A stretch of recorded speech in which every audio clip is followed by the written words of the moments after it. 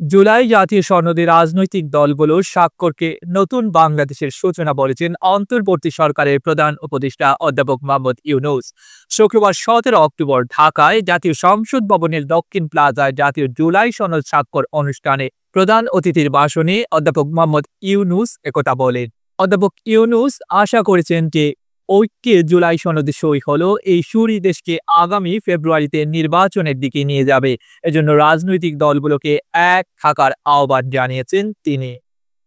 ছাত্র জনতার অভ্যুত্থানে গত বছর আওয়ামী লীগ সরকারের পতনের পর দায়িত্ব নিয়ে অন্তর্বর্তী সরকার যে সংস্কার কমিশনগুলো গঠন করেছিল তাদের সুপারিশমালা একসঙ্গে করে রাজনৈতিক দলগুলোর সঙ্গে আলোচনার ভিত্তিতে জুলাই সনদ প্রণয়ন করেছে জাতীয় ঐকমত্য কমিশন।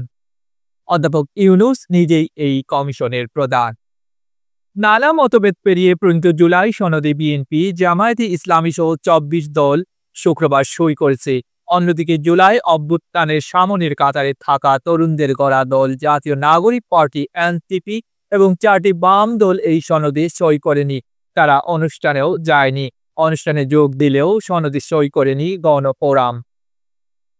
ভাষণে অধ্যাপক মোহাম্মদ ইউনূস বলেন, আমাদের জন্য আজকে নবজন্ম, আমাদের নবজন্ম হলো আজকে। এই স্বাক্ষরের মাধ্যমে আমরা নতুন বাংলাদেশের সূচনা করলাম। সেটা যেন সঠিকভাবে আমরা যেতে পারি। আমরা একমত হয়েছি সামনের দিকে নিয়ে যাওয়ার জন্য।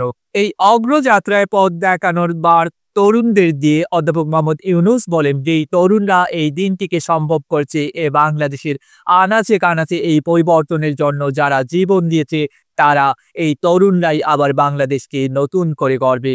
এই চিন্তাধারার আলোকে তারা এই দেশকে গড়বে, তারা এই দেশের নেতৃত্ব দেবে, তারা আমাদের পথ দেখাবে। ভাষণের আগে জুলাই জাতীয় সনদে সই করেন মোহাম্মদ ইউনূস। বিভিন্ন রাজনৈতিক দলের নেতা এবং জাতীয় ঐকমত্য কমিশনের সহসভাপতি অধ্যাপক আলী রিয়াজ সহ কমিশনের সদস্যরাও সই করেন সনদে।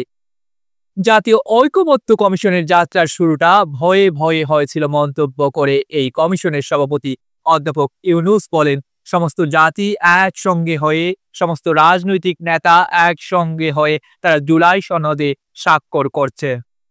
এরকম ঘটনা ঘটবে এরকম কেউ আমরা চিন্তাও করতে পারিনি। যখন ঐকমত্য কমিশন গঠন করলাম, মনে মনে আশা ছিল যে হয়তো 2-1টা বিষয়ে তাদের এক করতে পারবো। নানা বিষয়ে মতানৈক্য পেরিয়ে জুলাই সনদে দলগুলোকে এক করতে পারার কৃতিত্ব জাতীয় ঐকমত্য কমিশনের সদস্যদের দেন প্রধান উপদেষ্টা। তিনি বলেন, জাতীয় ঐকমত্য কমিশনের সদস্যরা ইতিহাসে অক্ষয় হয়ে থাকবেন, তাদের নাম অক্ষয় হয়ে থাকবে। লোকে চিন্তা করবে যে তারা কিভাবে এটা করেছিলেন। জুলাই সনদ গ্রহণের মধ্য দিয়ে বাংলাদেশ এখন পরিবর্তনের দিকে এগিয়ে যাবে বলে আশা প্রকাশ করেন অধ্যাপক ইউনূস। তিনি বলেন, এখানে স্বাক্ষর করলাম সবাই মিলে, সেটা দিয়ে বাংলাদেশ পরিবর্তন হবে। এই পরিবর্তন সম্ভব হলো ওই গণ অভ্যুত্থানের কারণে। এটা হলো দ্বিতীয় অংশ। সেটা তারা করেছিল বলেই আজকে আমরা এই সুযোগ পেলাম। আমরা পুরনো কথাবার্তা সব ফেলে নতুন কথাগুলো আমাদের জীবনে নিয়ে আসলাম, আমাদের জাতীয় জীবনে নিয়ে আসলাম, আমাদের সংবিধানের পরিবর্তনের মধ্যে নিয়ে আসলাম, আমাদের অন্যান্য বিষয় সরকার চালানোর বিষয়ে নিয়ে আসলাম। অনেক বিষয় এসেছে পরিবর্তনের ভেতরে। এই পরিবর্তন এখন আমাদের সামনের দিকে এগিয়ে নিয়ে যাবে। আমরা সেই পথে অগ্রসর হব। আগামী ফেব্রুয়ারিতে ত্রয়োদশ জাতীয় সংসদ নির্বাচন আয়োজনের ঘোষণা এরই মধ্যে দিয়েছেন প্রধান উপদেষ্টা। এখন রাজনৈতিক দলগুলোকে ঐক্যবদ্ধ থেকে সেদিকে যাওয়ার আহ্বান জানান তিনি। প্রধান উপদেষ্টা বলেন, আমরা নির্বাচনের কথা বলেছি। যে সুর আজকে আমরা এখানে বাজালাম, সেই সুর নিয়ে আমরা নির্বাচনের দিকে যাব। ঐক্যের সুর, ঐক্যের মধ্য দিয়ে আমরা নির্বাচনের দিকে যাব। ফেব্রুয়ারিতে নির্বাচন হবে এবং এই ঐক্য যেন বজায় থাকে। আজকে ঐক্যমত্যে আমরা যেরকম সনদ করলাম, রাজনীতির ব্যাপারেও নির্বাচনের ব্যাপারেও আপনারা রাজনৈতিক নেতারা বসে, বিভিন্ন দলের নেতারা বসে একটা সনদ করেন কিভাবে নির্বাচন করবেন। সবাই মিলে এমনভাবে নির্বাচন করব, দুনিয়ার কেউ এসে বলতে পারবে না এখানে ক্ষতি হয়েছে।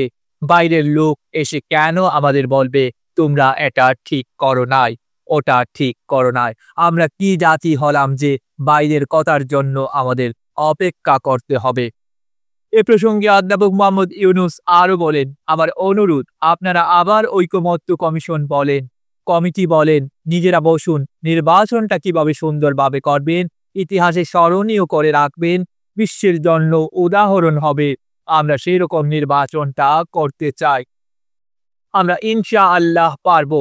আজকে সেই পারার একটা চিহ্ন আমরা এখানে রেখে গেলাম। ঐকমত্যের মাধ্যমে যে কঠিন কঠিন কাজ সমাধান করা যায়, মন্তব্য করে মোহাম্মদ ইউনূস বলে, আমরা এক বর্বর জগতে ছিলাম যেখানে আইন কানুন ছিল না, মানুষের ইচ্ছায় যা ইচ্ছা তা করতে পারত।